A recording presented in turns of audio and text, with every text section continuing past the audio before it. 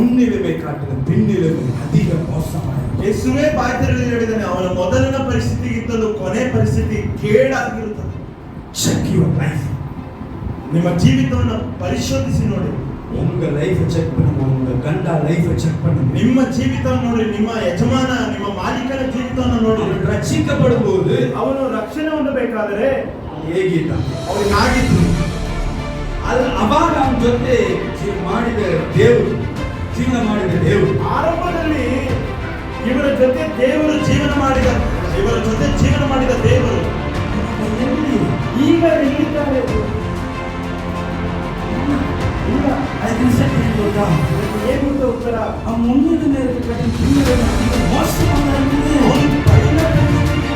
ಈ ಕೊನೆ ಪರಿಸ್ಥಿತಿ ತುಂಬಾ ಕೇಳಾಗಿದೆ. ಯಾಕೆ ಕೇಳಾಗಿದೆ?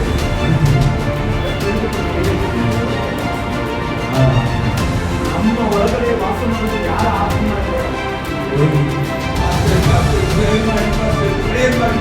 ಬೇಕಾಗಿಲ್ಲ.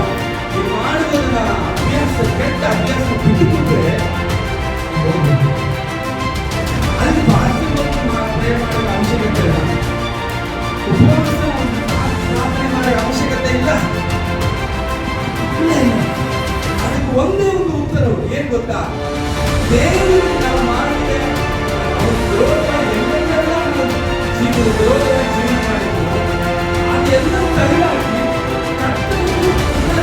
ಜೀವನ ಮಾಡಬೇಕು. ಅದು ಯಾವನ್ನ ಮಾಡಿದ್ರೆ ಅದನ್ನು ಮಾಡಿಕೊಂಡ್ರೆ ಆಟಗಳ ಅಧಿಕಾರನ ಹೊರಡೋದು ಅಷ್ಟು ಹೋಗ್ಬೇಡ. ಅವಶ್ಯಕತೆ ಇಲ್ಲ.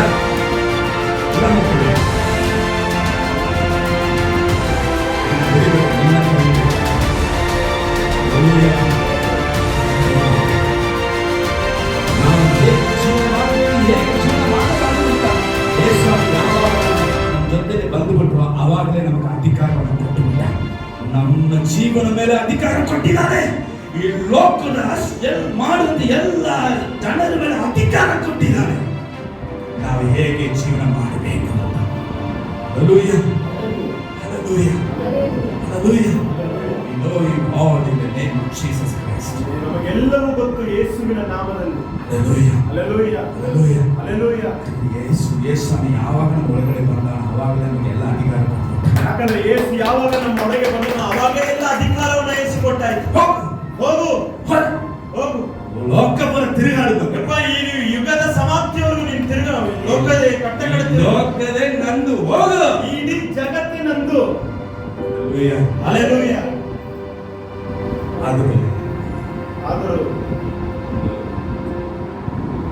ಕಠಿಣವಾದ ಒಂದು ಕಷ್ಟವಾದ ಕಾರ್ಯ ಏನಂದ್ರೆ, ಒಂದು ಕಷ್ಟವಾದ ಕಾರ್ಯ ಏನೆಂದರೆ, விசுவாசி மக்களுடைய வாழ்க்கை 38 வருஷமா அந்த மனுஷன் முடங்கி இருக்கிற மாதிரி விசுவாசி மக்களுடைய வாழ்க்கையை முடங்கி 38 ವರ್ಷದಿಂದ ಒಂದೇ ಸ್ಥಳದಲ್ಲಿ ರೋಗದಲ್ಲಿ ಇದ್ದಂತ ಈ ವ್ಯಕ್ತಿಯ ಜೀವಿತ ಹಾಗೆ ಇವತ್ತು ಅನೇಕ ವಿಶ್ವಾಸಿಗಳ ಜೀವಿತವು ರೋಗದಲ್ಲಿ ಇದೆ. ಹೊರಗಡೆ ಇರುವುದರಿಂದಲೂ ಒಳಗಡೆ ಇರುವವರು ಕಷ್ಟ ಹೆಚ್ಚಿಕೊಳ್ತಾರೆ. ಹೊರಗಡೆ ಇರುವಂತ ಮಂದಿಗಿಂತಲೂ ವಿಶ್ವಾಸದ ಒಳಗಡೆ ಇರುವಂತ ಮಂದಿಗಳು ಬಹಳ ಕಷ್ಟಪಡ್ತಾರೆ. ನಾನು ಬರೆದು ಕೊಡುತ್ತೇನೆ. ಅನ್ಯ ಜನರು ಯಾರೋ ಒಬ್ಬರನ್ನ ಆರಾಧನೆ ಮಾಡಿಕೊಂಡು ಜೀವನ ಮಾಡುತ್ತಾರೆ, ಅವರು ಈಗ ಚೆನ್ನಾಗಿರುತ್ತಾರೆ. ಅದು ವಿಶ್ವಾಸ ಮಕ್ಕಳ ಜೀವನ ಇವತ್ತು ಕಷ್ಟಗಳು, ದುಃಖಗಳು, ಕಣ್ಣೀರುಗಳು. ಕಾರಣ ಅವರು ಮಾಡುವಂತ ದೇವರು ಕೊಡುವ ಸಣ್ಣ ಸಣ್ಣ ವಿಷಯಗಳು. ಅದೇ ಕೆಟ್ಟದ್ದು ಮಾಡಿಲ್ಲ, ಯಾರಿಗೆ ಏನು ಕೆಟ್ಟದ್ದು ಮಾಡಿಲ್ಲ, ಆದರೂ ಮತ್ತೊಬ್ಬರಿಗೆ ಒಳ್ಳೆಯದು ಮಾಡಿಲ್ಲ. ಒಳ್ಳೆಯದನ್ನ ಏನ್ ಮಾಡಬೇಕು? ಊರಾಗ ಹೋಗಿ ಅನ್ನ ಕೊಡ್ಬೇಕಾ, ಬಟ್ಟೆ ಕೊಡ್ಬೇಕಾ? ಕೊಟ್ಟರೆ ಸಾಕು. ಇದಕ್ಕಾಗಿನೇ ಯೇಸು ನಮ್ಮನ್ನ ಕರಿದಾಗಿ ರಕ್ಷಣೆ ಕೊಟ್ಟು ಅಭಿಷೇಕ ಕೊಟ್ಟು ವಿಶ್ವಾಸದ ಜೀವನ ಮಾಡಿಕೊಂಡಿದ್ದಾರೆ. ಈಗ ಕೊಡಬೇಕು.